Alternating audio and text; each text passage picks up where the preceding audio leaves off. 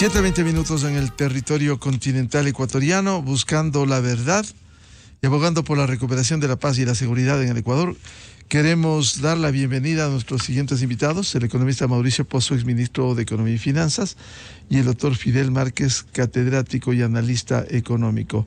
Les invitamos para analizar primero en general las primeras decisiones en materia económica del presidente en funciones, Daniel Noboa, y luego específicamente hablar del proyecto urgente en materia económica de reforma tributaria, que tiene algunos puntos que hemos leído, análisis de respetables juristas y tributaristas, por ejemplo. ¿Cuál es el beneficio de la reforma para los grandes contribuyentes? Enajenación de inmuebles, los rendimientos financieros, cambios en residencia fiscal temporal, deducciones por incremento de nuevas plazas de trabajo, el tema del RIMPE y el negocio popular. Es decir, algunos temas que consta en el análisis de lo que señala este proyecto urgente en materia económica. Economista Mauricio Pozo, ¿cómo ve el arranque en el manejo de la economía de este nuevo gobierno? Buen día. Buenos días, Miguel, gracias por la entrevista. Tal vez empezar indicando que el programa económico integral hasta ahora yo no lo veo.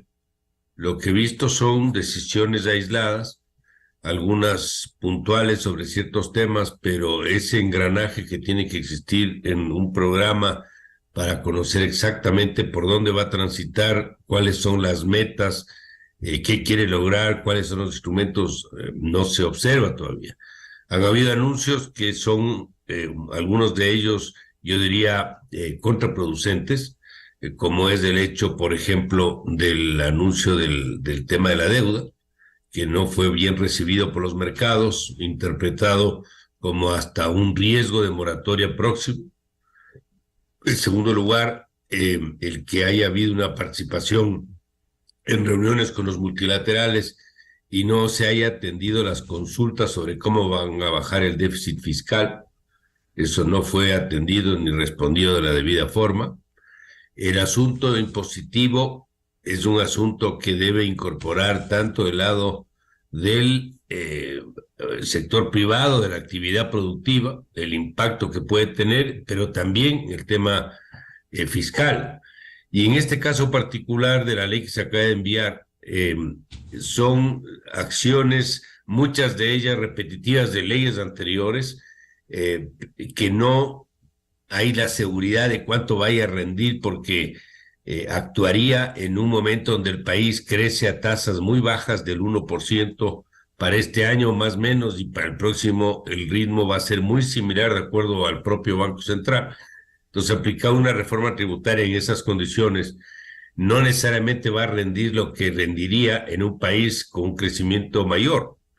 Y por otro lado, hay asuntos fiscales que no se abordan de la debida manera, como es el tema del gasto. Si bien es cierto, hay algunas acciones que quieren emprender en el proyecto de reforma, pero el lado del gasto no se ve cómo van a manejar. El año 2023 muestra hasta octubre un decrecimiento, del ingreso por el tema de la producción petrolera, por el asunto de recaudación, y al mismo tiempo aumenta el gasto en una proporción similar, lo que demuestra que no existe una política de parar esto que es una bola de nieve que se va a volver inmanejable. Entonces, creo que todavía no está claro, y vale la pena recalcar algo: cualquier proyecto tributario da recursos de manera gradual. No es que esto el día de mañana, si se aprobara, ya empieza a recibir el Estado en mayores recursos. Esto se va dando gradualmente si es que el impacto es adecuado, y las necesidades son hoy día. Son recursos que se demanda este momento, para empezar por el problema de la nómina y otros gastos, más los atrasos que tenemos. Entonces, con toda la problemática, yo le diría, este es un proyecto que no me termina de convencer. Estamos repitiendo nuevamente las amnistías tributarias, y cada año tenemos amnistías, o muy seguido. ¿Cuál es el objetivo de la amnistía? O sea, algo está pasando que tenemos que recurrir a las amnistías de manera recurrente, y creo que no puede eso ser una decisión que le dé recursos estables al fisco. Estas son decisiones, yo diría, emergentes para determinadas circunstancias, Claro, pero no por termina lo que resolviendo el dice, problema. si me permite, economista Mauricio Pozo, por lo que dice, se va volviendo un círculo vicioso. Si recurrentemente hay amnistías tributarias, ¿para qué pago? Algún rato vuelve otra amnistía tributaria. Es perverso el sistema, Miguel, es exactamente lo que usted menciona. O sea, si yo puedo optar por una amnistía tributaria o me quedo sentado hasta que venga la próxima, ¿para qué voy a entrar a pagar lo que debo pagar o lo que tengo que pagar? Entonces se vuelve perverso y no es sano. Esto no es sano, no es puede algún rato optarse por un esquema de esta naturaleza, pero aquí no es de algún rato, pues. Hemos tenido amnistías de forma bastante permanente y constante a lo largo del tiempo, y eso creo que no contribuye. Por otro lado, le voy a decir algo, los incentivos tributarios no son la primera vez que se introducen en una ley. Recordemos cuántas leyes hemos tenido con incentivos tributarios, que si contratan mano de obra, baja el impuesto, no sé qué, que si hacen esto, les damos este beneficio. Eso no es algo que ha rendido resultados reales en el pasado. Y yo tengo ahora dudas, peor con el ritmo de crecimiento económico que vaya a producirse. Por ahí vi también que están con unos mecanismos de anticipo del impuesto a la renta, pongámoslo en esos términos, para que haya más recursos a lo largo del año y no se concentre la recaudación en las fechas donde normalmente entran más recursos, que es abril, marzo y abril de cada año. ¿Eso qué significa? Ayudar al flujo. Es decir, puede ser que en el flujo entre más plata, pero en términos financieros, en cantidad de fondos, no corrige nada. Estamos manejando el flujo y no estamos manejando un problema de ingresos. Entonces, todo esto a mí me lleva a ser muy, yo le diría, escéptico, por no decir que no me termina de convencer el proyecto por estos argumentos que le menciono, porque sí quisiera ver cuál es el resto de las piezas para el problema que tenemos, cómo se va a manejar el tema de liquidez fiscal, cómo se va a manejar el tema del gasto, los costos de producción que inciden en la actividad y la inversión de las empresas. Si usted no tiene un avance, por ejemplo, en el tema laboral, en una reforma laboral que facilite la contratación, puede ser que produzca o ofrezca incentivos, pero no termina convenciendo al inversionista porque tiene estas otras cosas que tampoco hemos podido avanzar. Entonces, eso estoy muy, yo le diría, escéptico sobre el real resultado de la reforma y sigo esperando ver un panorama más íntegro sobre lo que debería ser un programa económico. Antes de profundizar el tema del contenido de este proyecto, usted dijo los tiempos también. Hagamos un escenario. Si este lunes se presentó, la Asamblea tiene 30 días para aprobarlo, negarlo, el proyecto, mejorarlo o quizás empeorarlo. Luego va al Ejecutivo. El Ejecutivo tiene que revisar si hay veto total, veto parcial. Consecuentemente, vamos a llegar al 1 de enero. Si ese fuese el escenario, supongamos que se aprueba finalmente, entra en vigencia el 10 de enero, para dar una cifra al azar, eso ya no entraría en vigencia el 1 de enero del 24, sino en el 25, economista Pozo. Este es un tema más legal, Miguel. Recuerde usted que en este periodo estaría vigente el presupuesto del año 23 prorrogado hasta el próximo año, pero no sabemos la aplicación de una reforma en un periodo prorrogado, si entra por el resto del año o tiene que esperar un año más. Yo no tengo la respuesta. Es un tema más legal, inclusive constitucional, pero inclusive asumamos que entre en vigencia el próximo año, en el 24. Como expliqué, estos son recursos que van a entrar gradualmente a las arcas fiscales. Pero no sé si los montos de recaudación que se den por la coyuntura que tenemos, me refiero a un país que no crece, que tiene tasas probablemente cercanas al 1%, vaya a rendir lo que requieren las finanzas públicas, con un hueco de 5,000 millones de dólares. En el mejor de los casos, yo no sé cuánto puede dar este proyecto, dará 800, dará 700, si es que da. Entonces, eso lo que hace es generar una duda. Si yo tengo un hueco de 5,000 y con esto recaudo 700, ¿y el resto cómo voy a cubrir o no voy a cubrir? ¿Y acumulo atrasos o sigo aumentando las cuentas por pagar? Son las preguntas que creo yo no tienen todavía respuesta. Bienvenido al economista Fidel Márquez, catedrático y analista económico.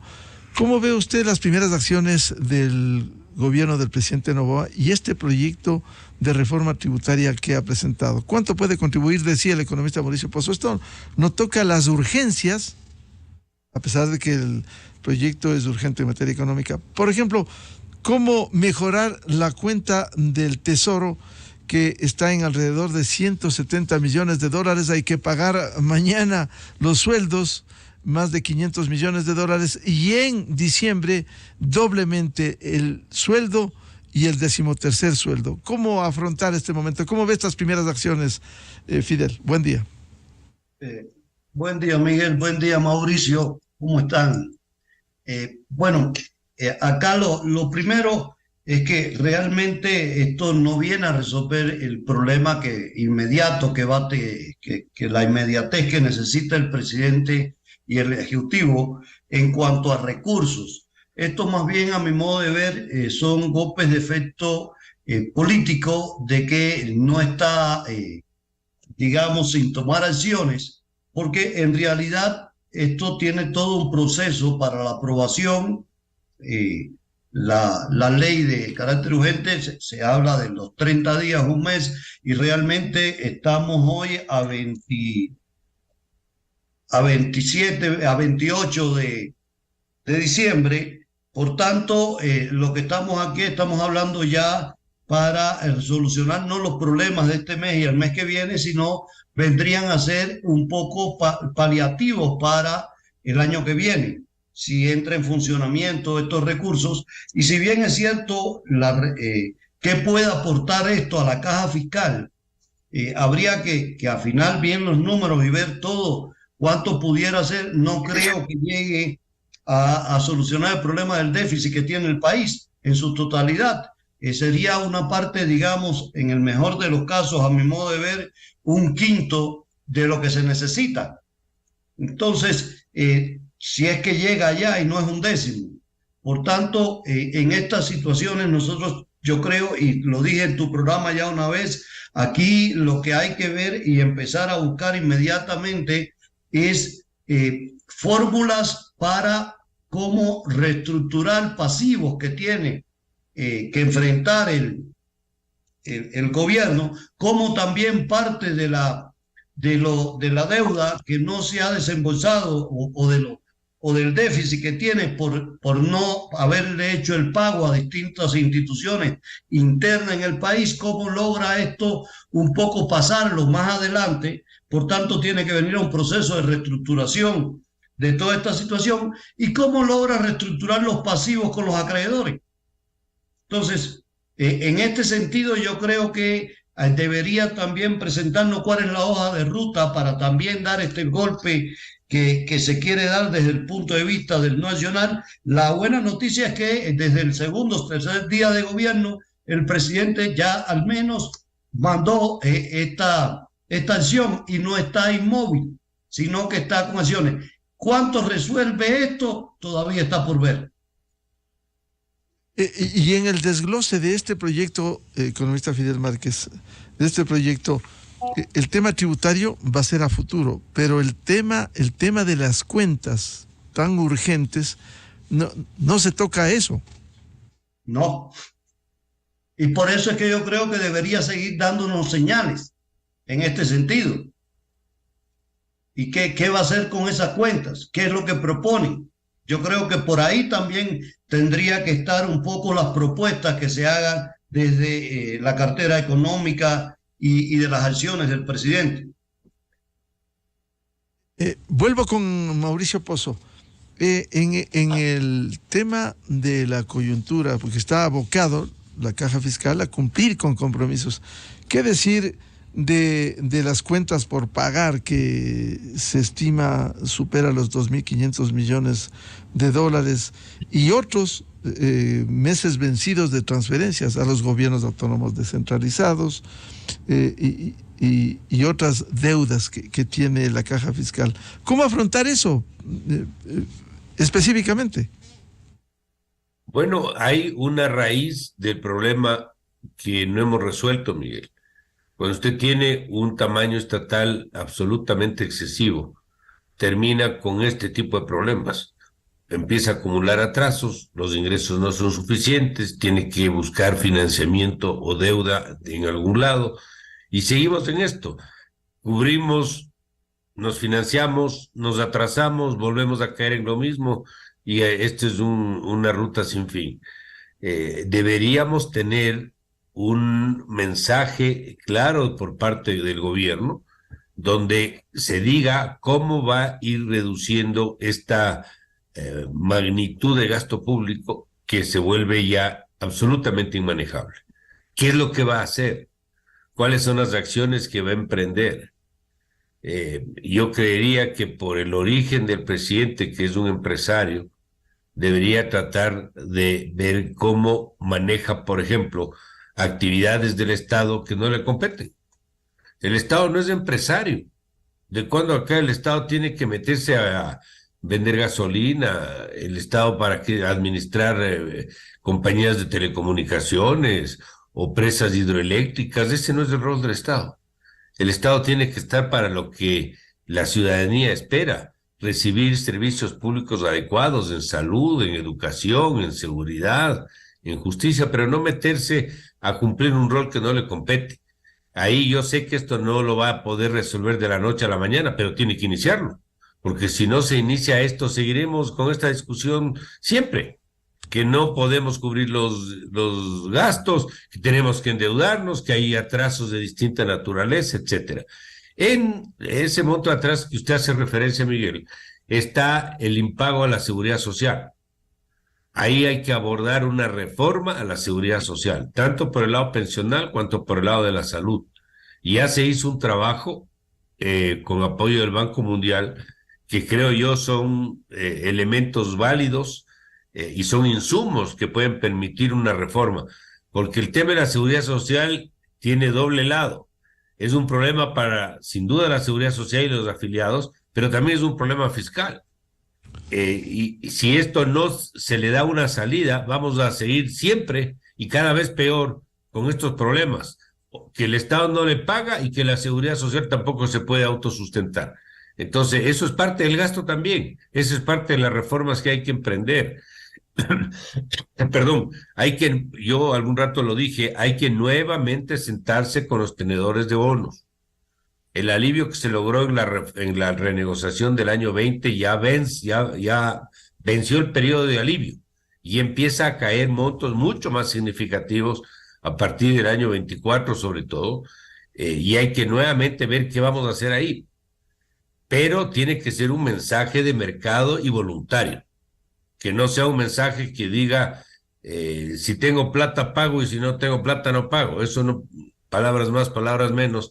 Eso puede ser visto, como dije, como un riesgo de moratoria próximo. Entonces, todo eso hay que hacer para tratar de ir mejorando el tema del gasto. Y finalmente, no puede ser, y eso también hemos conversado en este medio, que al mismo tiempo que se dejó por consulta popular de producir petróleo en el bloque 43, diciendo que hay que proteger el medio ambiente, al mismo tiempo tenemos subsidios a los precios de los derivados. No hay desintereses. Si protegemos el medio ambiente allá, hay que proteger también el medio ambiente acá. Y ese es un tema que representa al Estado alrededor de 3.000 millones anuales. No es una cifra marginal, es una cifra pequeña. Y ahí sí, por ejemplo, a diferencia del tema impositivo, ahí sí le daría recursos de inmediato. Al otro día le empieza a dar recursos. Una decisión de esta naturaleza. ¿Es políticamente difícil? Sí, es políticamente difícil, pero yo creo que es vendible. Ya se lo aplicó. Ya se lo hizo en el 20, y el gobierno del presidente Lasso tomó una decisión que hasta ahora no entiendo, que es suspender la reforma en el año 22, perdón, antes de que ni siquiera haya el problema con los indígenas que se produjo en junio de ese año. Yo pregunto, ¿para qué suspendió la reforma? O sea, ¿cuál fue el beneficio de la suspensión? ¿Qué ganó el Estado? Hasta políticamente le fue mal, porque igual hubo la protesta indígena poco tiempo después. Entonces, esas acciones, deuda, subsidios de los derivados, gasto público, reforma de la seguridad social, etcétera, son acciones que van a ir permitiendo reducir, y el rol del Estado como empresario también, todo eso va a ir permitiendo que el gasto se vaya adecuando y no tener esta bola de nieve que se vuelve absolutamente inmanejable. Economista Mauricio Pozo, para estar absolutamente claros, para que lo explique, la reforma tributaria es a mediano y largo plazo. Esta propuesta no va a salvar la angustiante coyuntura que vive en lo económico el Ecuador, pero el anticipo de tributos sí es una propuesta de coyuntura. Le pregunto, ¿los inversionistas pudieran mirar la reforma tributaria como una reforma pragmática? La reforma laboral, por cierto, es de largo plazo. Bueno, el tema del impuesto, el anticipo del impuesto, lo que le da es flujo, pero no le cambian las cifras en el año. O sea, le va a ayudar porque usted, en lugar de esperar marzo o abril para recaudar, por ejemplo, el impuesto a la renta, va a poder recibir más permanentemente recursos, pero en el total del año no es que le va a cambiar los números, el total va a ser lo mismo.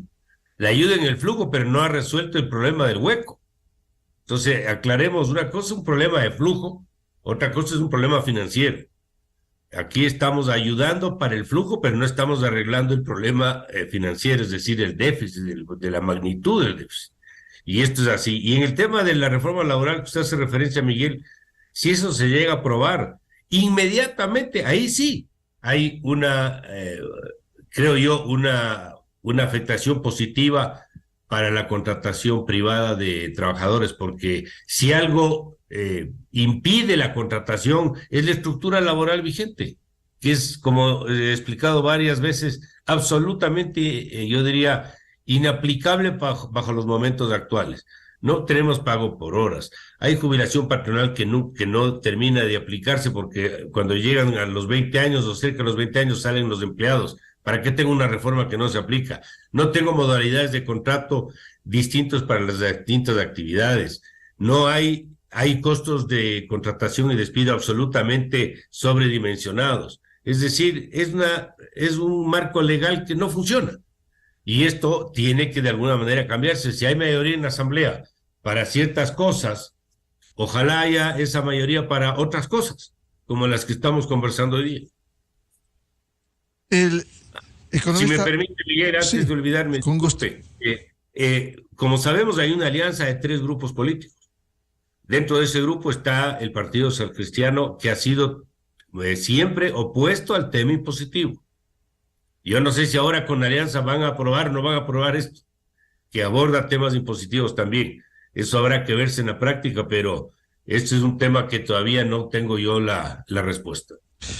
Claro, economista Pozo, este es un tema complejo porque además nos trae a las palabras del propio presidente de la Asamblea, Henry Knofle, que él repitió en su discurso: vamos a recuperar la palabra.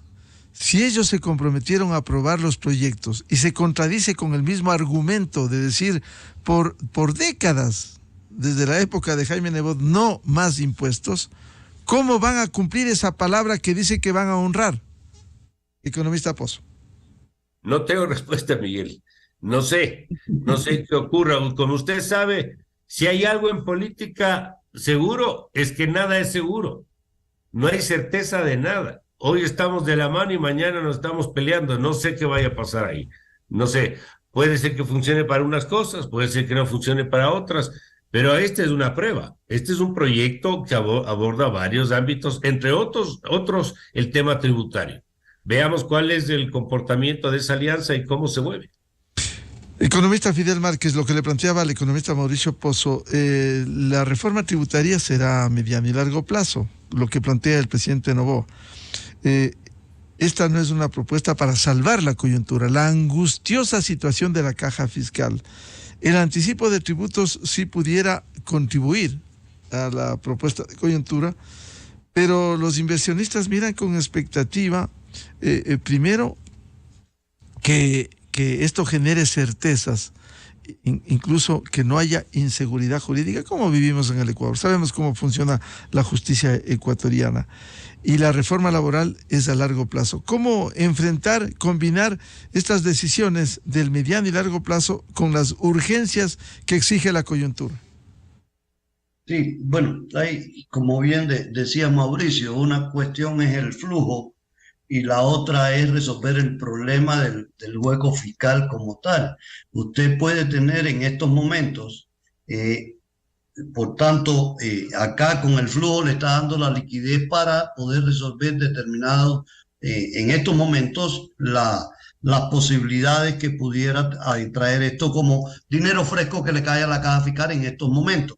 Pero al final del año sigues teniendo la misma cantidad de recursos que tenías programado recibir durante el año, lo que lo recibiste anticipadamente. Eso pudiera, por un lado, un poco aliviar esta situación. Por otro lado, el problema que tenemos en el país es realmente que nos entre nuevo dinero. Y ahí es donde tenemos nosotros el problema acá en el Ecuador. Si las condiciones que se están proponiendo va a generar inmediatamente o la generación de nuevo dinero que tiene que venir por el lado de nosotros poder incrementar nuestras exportaciones y por tanto nos entre dinero nuevo a la economía o a través de inversión extranjera directa o repatriación de capitales que se pueda hacer por los inversionistas nacionales que permita que eso entre en la economía. Y aquí Mauricio decía algo que es muy cierto. ¿Existe un consenso real en el país o un acuerdo mínimo para poder llevar adelante un programa que nos resuelva esa situación? Yo creo que no. Hay un acuerdo tripartita en la Asamblea Nacional en estos momentos que, como bien decía Mauricio, hay los socialcristianos siempre han dicho que están opuestos a todo lo que se huela a incremento impositivo. Pero, y en la parte de las reformas laborales, la otra parte del trío, ¿estará de acuerdo la Revolución Ciudadana en RC? ¿Estará de acuerdo en alguna de estas reformas?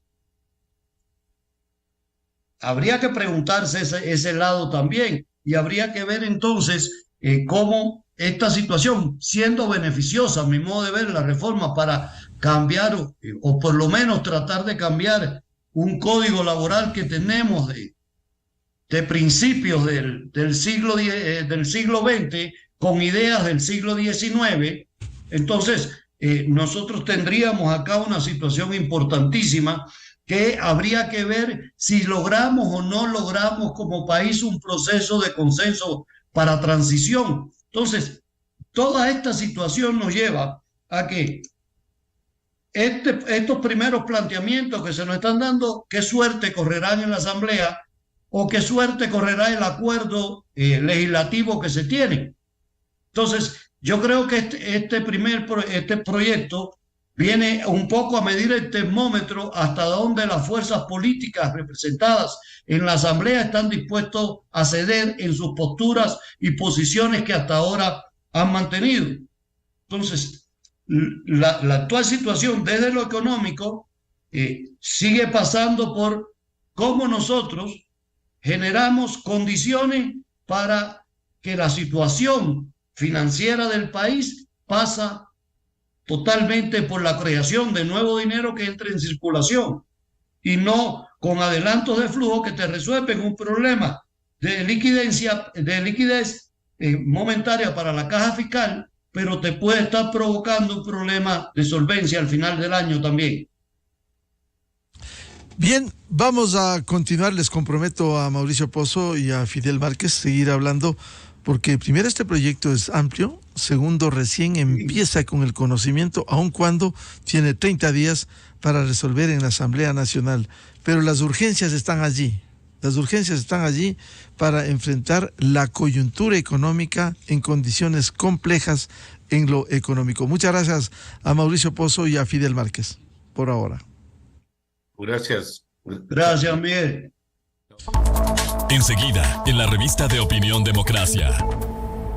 7:50 en el territorio continental ecuatoriano, buscando la verdad. Pausa publicitaria y ya volvemos con el señor gerente general del Metro de Quito, el economista Víctor Hugo Villacrés, para hablar de la puesta en funcionamiento oficial del metro, previsto para este viernes 1 de diciembre, y resulta que presentan una medida cautelar en un país donde se abusan de las medidas constitucionales para la inauguración oficial. Se argumenta que los choferes del sistema no tendrían licencia para conducir. Ese es el argumento al presentar esta acción constitucional. Desde 1984 con Gonzalo Rosero, la revista de opinión Democracia. Siempre líderes, siempre confiables. Enseguida regresa Miguel Rivadeneira a la búsqueda de la verdad. Inicio de espacio promocional y publicitario. ¿Buscas un nuevo espacio para tu empresa?